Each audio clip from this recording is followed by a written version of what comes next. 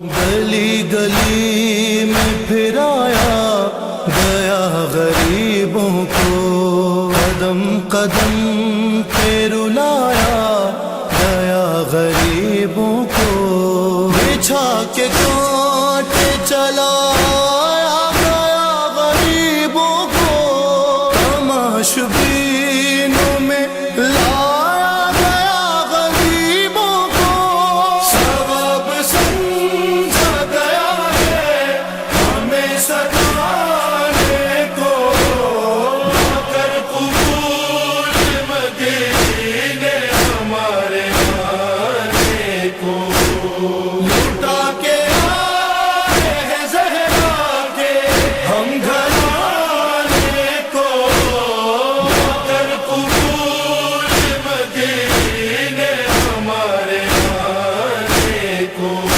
Syria میں پہلی مجلس، باقاعدہ مجلس، وہ تو اہل بیت تو ہر لمحے رو رہے تھے، لیکن باقاعدہ اہتمام کر کے زینب نے بپا کی، یزید سے شرط لگائی نا، پہلی کربلا میں پہلی باقاعدہ مجلس، ماں تو کربلا میں جس وقت سکینہ کے کولے لگ رہے تھے تب بھی وہ یا حسین کہہ رہی تھی، لیکن جو باقاعدہ مجلس ہوتی، صفحہ بچھا کے گھر والے بیٹھے، وہ 40 کے دن زینب لٹے قافلے کو لے کے آئی، 3 دن ہوئے، اور مدینہ منورہ کی پہلی مجلس کے لیے زینب مدینہ پہنچ رہی، رسول مدینہ پہنچے، یہ مجلس کا شروع جملہ تھا، زینب مدینہ پہنچی، یہ آخری جملہ۔ ایک بار کربلا سے 3 دن کے بعد یہ قافلہ چلا اور شہر مدینہ کی دیواریں نظر آئیں، ام کلثوم کی زبان پہ بے اختیار فریاد آ گئی، مدینہ تو جدنا لا تقبلینا، نانا کے مدینہ اب ہمیں قبول نہ کرنا، ہم تیرے اندر آنے کے قابل نہ رہے۔ کلثوم تو فریاد کر رہی ہے اور زینب جلال کی عالم میں سجاد سے مخاطب ہوتی ہے، سجاد اب زینب شہر مدینہ میں نہیں جائے گی، ساری زندگی شہر کے باہر یہیں بیٹھ کر مجاور بن کے گزاروں، آج بھی مدینے میں وہ جگہ ہے اگرچہ مدینہ بہت بڑھ گیا۔ سجاد امام ہے، سجاد امام وقت ہے، سجاد امام زمانہ، ہر ایک کو حکم دے سکتا ہے اور دیتا ہے، زینب کبریٰ کو کبھی کوئی حکم نہیں دیتے، زینب نے جو کہا امامت سر جھکا کے زینب کی خواہش پورا کرتی ہے۔ شام سے قافلہ چلا تھا، زینب نے کہا سجاد پہلے زندان شام میں اونٹ جائیں گے، سجاد نے اونٹوں کا رخ پھیر دیا، چلتے چلتے وہ جگہ آئی جہاں سے 2 سڑکیں جا رہی تھی، ایک مدینہ ایک کربلا، زینب نے کہا سجاد میں مدینہ نہیں جاؤں گی، کربلا جاؤں گی، سجاد نے قافلے کا رخ پھیر دیا، اور آج زینب نے، کلثوم تو ماتم کر رہی، زینب نے سجاد کو بلایا، کہا سجاد اب میں شہر میں جانے کے قابل نہ رہی، ساری زندگی شہر کے باہر یہیں رہوں گی، خیمے یہاں لگا دیے جا، اب زینب کی زندگی خیموں میں گزرے گی۔ سجاد زینب ہے، رباب تھی تو سجاد نے امام کے طور پہ حکم دیا تھا، یہ زینب ہے، حکم دیا اونٹ بٹھا لیے جائیں، خیمے لگا دیے جائیں، اور ہر بیوی اس طرح خیمے میں گئی جیسے اب ساری زندگی یہی رہنا،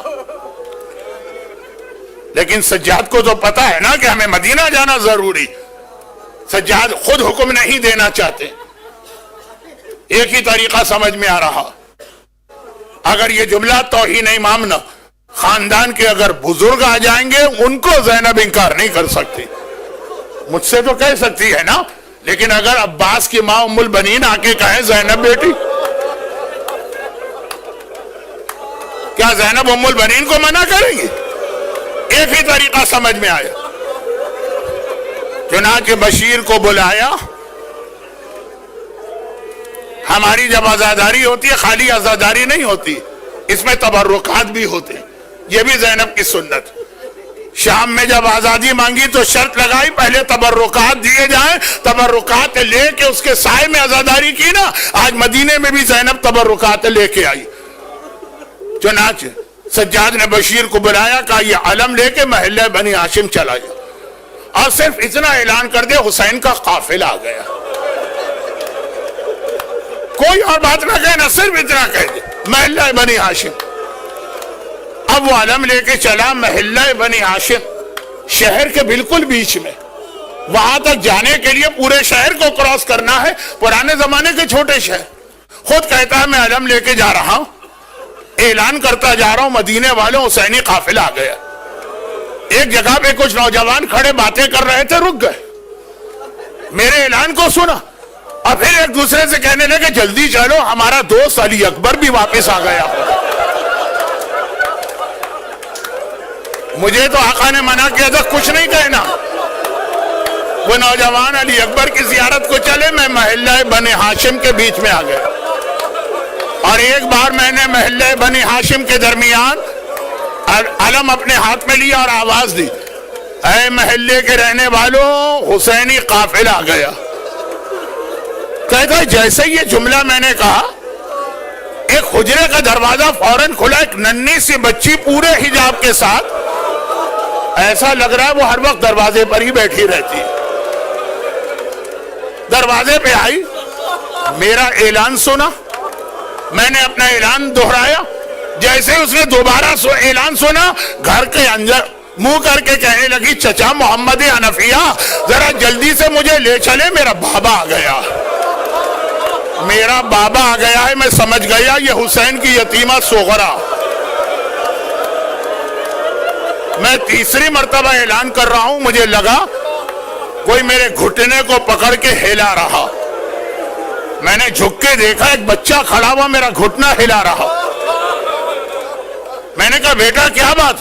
کہا ایک بات تو بتا، میرے بابا کا علم تیرے ہاتھ میں کیسے آ گیا؟ میرا بابا ہے کہا کہ اس کا علم تیرے ہاتھ میں آ گیا. میں نے پوچھا بیٹا تم کون ہو؟ کہا میں عباس علمدار کا بیٹا ہوں، یہ علم لے کے میرا بابا گیا تھا. اب میں اس بچے کو کیا جواب دوں؟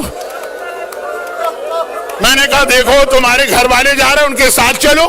محمد حنفیہ پورے خاندان کو لے کے شہر مدینہ سے باہر نکلے. محمد حنفیہ حسن و حسین کے بعد تیسرے بھائی ہیں.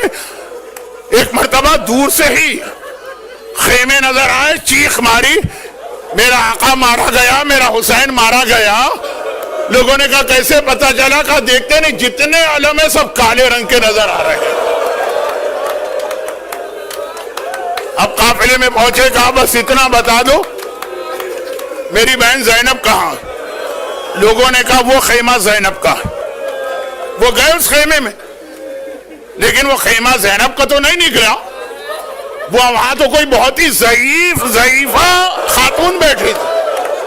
گھبرا کے واپس آئے، کہا ضعیفہ معاف کر دیجئے، میں تو اپنی بہن زینب کا خیمہ سمجھ کے آیا تھا.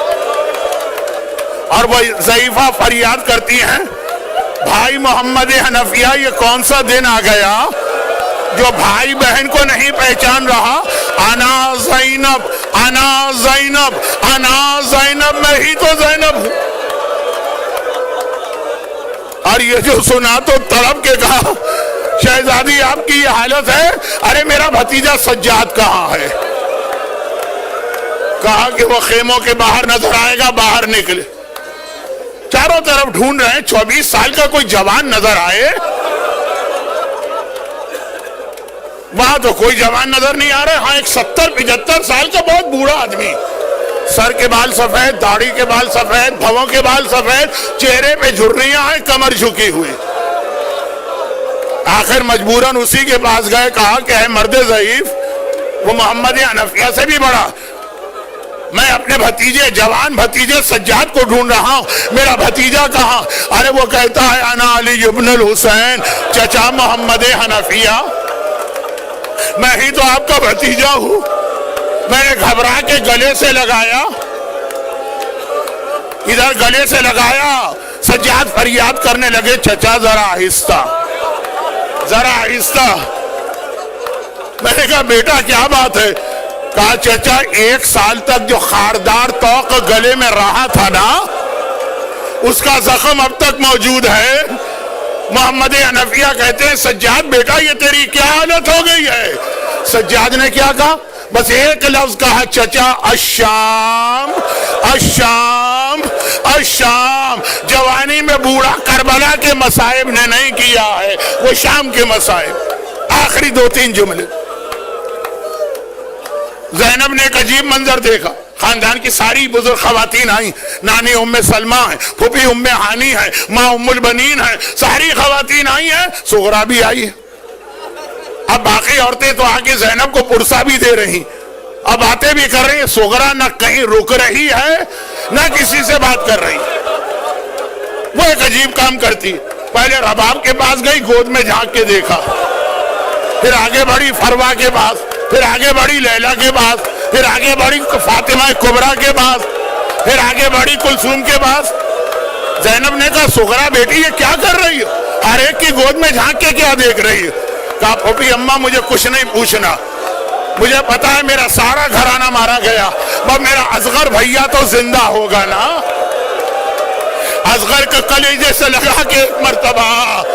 ہائے زینب کیسے بتائے صغرا، تیرا اصغر تو بابا کی گردن میں 3 بھال کے تیر سے شہید ہوا. اور ادھر ام ہانی پھوپھی، ام سلمہ نانی، ام البنین ماں. زینب بیٹی شہر سے باہر نہیں، تمہیں ہمارے ساتھ محلہ بنی ہاشم چل. اب زینب کچھ نہ بولی. ایک بار محلہ بنی ہاشم پہنچی، لیکن کہا ایک بات میری مان لیجیے، میں پہلے گھر نہیں جاؤں گی، پہلے نانا کی قبر پہ سلام کرنے جاؤں گی. ساری مسجد خالی کرائی گئی، سارے مرد نکالے گئے، مسجد بند ہوئی. زینب نانا کی قبر پہ پہنچی، کہا نانا اپنی نواسی کا سلام تو لے لے، اور یہ بھی دیکھ لے تیری نواسی، تیری امت نے ہمیں تحفے کیا دیے ہیں وہ لے کے آئی ہے. یہ کہے کہ ایک مرتبہ ایک کرتا نکال کے قبر رسول پہ پھیلایا. قبر رسول سے چیخ چیخ کے رونے کی آواز آنے لگی. کہا نانا تو نے پہچان لیا یہ میرے حسین کا وہ کرتا ہے؟ کرتا بھی تیروں سے چھلنی. لیکن نانا یہ منظر دیکھ کے اتنا رو رہا ہے، کاش میرے لیے ممکن ہوتا تو میں تجھے یہ بھی دکھاتی میری کمر پہ کتنے کوڑے لگے. تیری زینب کوڑے کھاتے کھاتے پورے راستے گئی ہے. نانا کو سلام کیا، ماں کی قبر پہ پہنچی. اماں تجھے تو میں کیا بتاؤں، تو تو کربلا سے شام تک ہر مرتبہ میرے ساتھ تھی، اور پھر بھائی حسن کے گھر میں آئی. بھیا حسن میرا سلام لے، تیری بہن بڑی شرمندہ ہے، تیرے قاسم کو لے کے گئی تھی، بدن کے ٹکڑے ہوئے. زینب ہر ایک کو سلام کر رہی ہے. آئیے ہم بھی سلام کریں انہیں کربلا کے خاک نشینوں پہ، ہمارا سلام بھی ہو. ہم سوگواروں کا سلام، سلام خاک نشینوں پہ سوگواروں.